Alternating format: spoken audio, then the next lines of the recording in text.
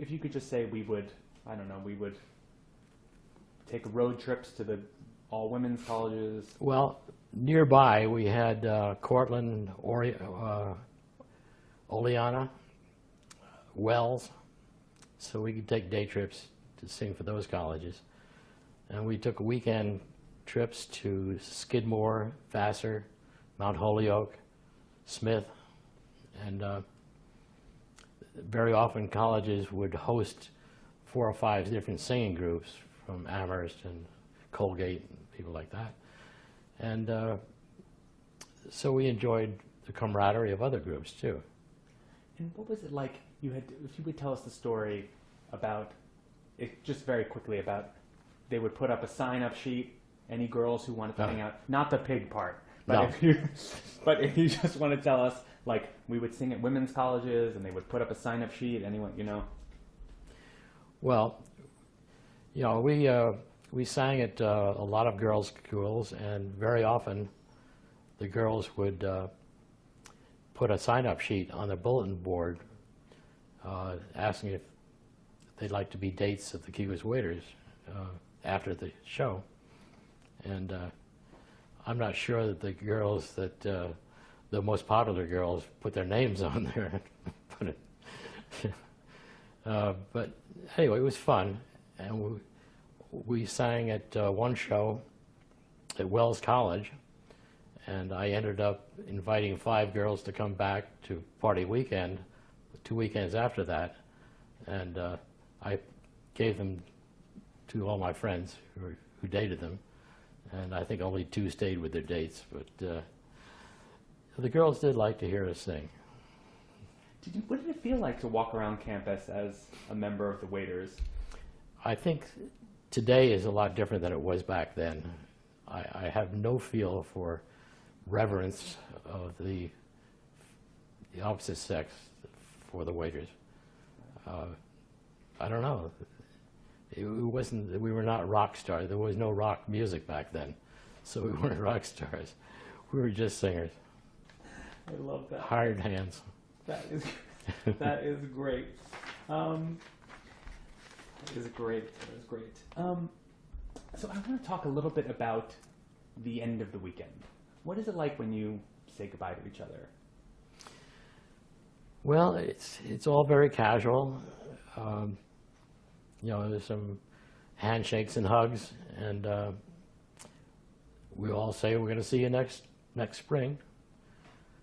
We very often have a breakfast to sing for. Some have already left by that time, so it's a smaller group perhaps. But it is sad, but we don't like to think of the sadness. And we always come away saying it's been successful. And I always put together a picture book with some other people taking the pictures. Sometimes I take some. And for 16 years, we've been putting out this book after our rehearsals or after our singing engagements. You had told me on the phone a really beautiful thing that I'm hoping you'll say again. You had said the Grim Reaper is not a musician, but he may be filling a heavenly choir. Yeah. Because that's such a poignant, beautiful idea. Yeah. Well, I've signed a number of singing groups, and when you get to be my age, which is 85, you get people out there who the Grim Reaper thinks he wants to put in his choirs. So we've lost a lot of members of the Waiters, and some are not in very good health now. But we still seem to get 12 to 15 back on the stage every June. And we hope we continue to do that. Keep coming back as long as we can mount the steps. What do you think how would you describe the Cayuga's Waiters sound? Is there a way to describe what makes the sound? Well, the Cayuga's Waiters sound is mellow, seamless, is what we're looking for, I guess.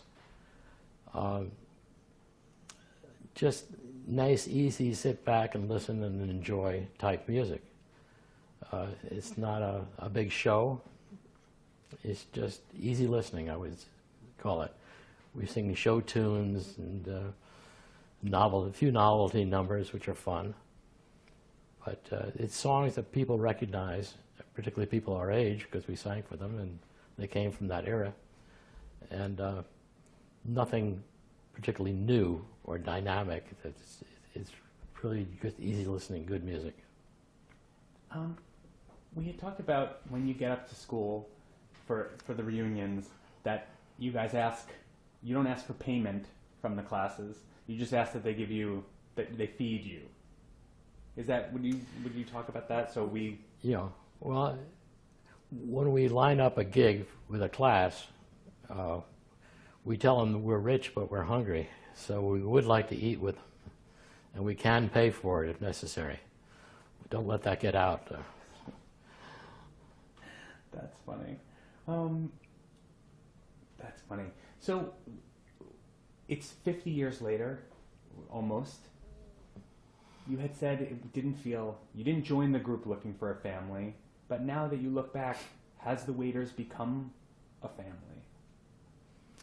Have the Waiters become a family now as compared to what they were before? Or just in general, have the Waiters become a family? I don't think of them as a family. We don't communicate during the year with each other. We sing together. We enjoy singing. It's just, if that's a family, I guess we are, but we're an extended family, I guess. Right. Yeah.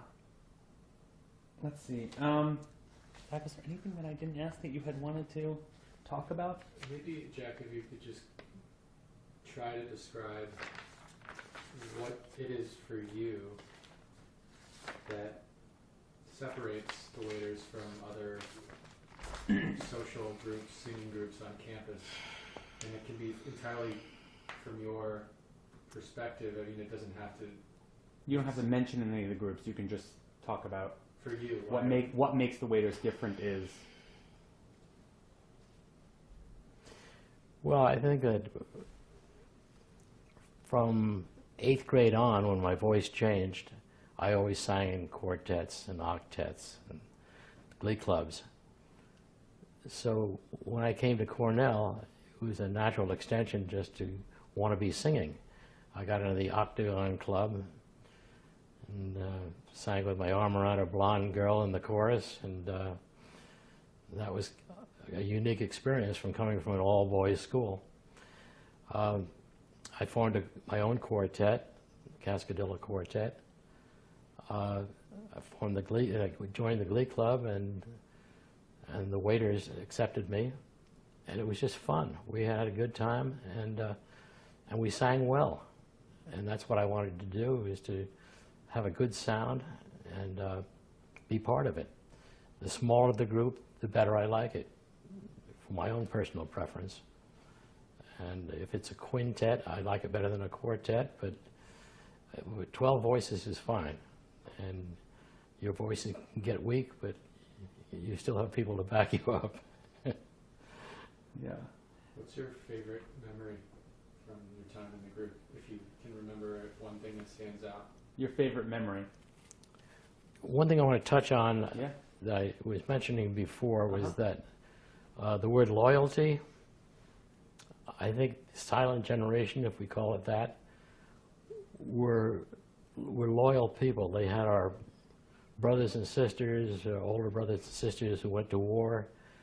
They came back. Those people were loyal. They were serious. There wasn't a lot of fooling around. They had focus. And they were our mentors.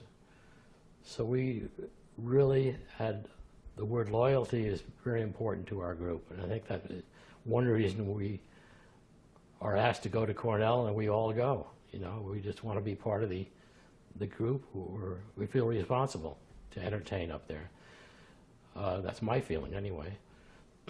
So, do you want to be good when you go up there to Cornell in June? Is it important to you that the group sound good? It's very important. We'll never be as good as I want us to be. So you'll keep trying, right? But I think they all want to be good, and they all support each other. Right. That's funny. That's great. Let's see here. Just want to go through. Would you just tell us briefly what you did with your career? So you graduated from Cornell. You spent 2 years. I graduated from Cornell. I spent 2 years in the Navy, and then I don't know. What did you do? Before you get started, Oh, I'm yeah. just going to adjust your jacket.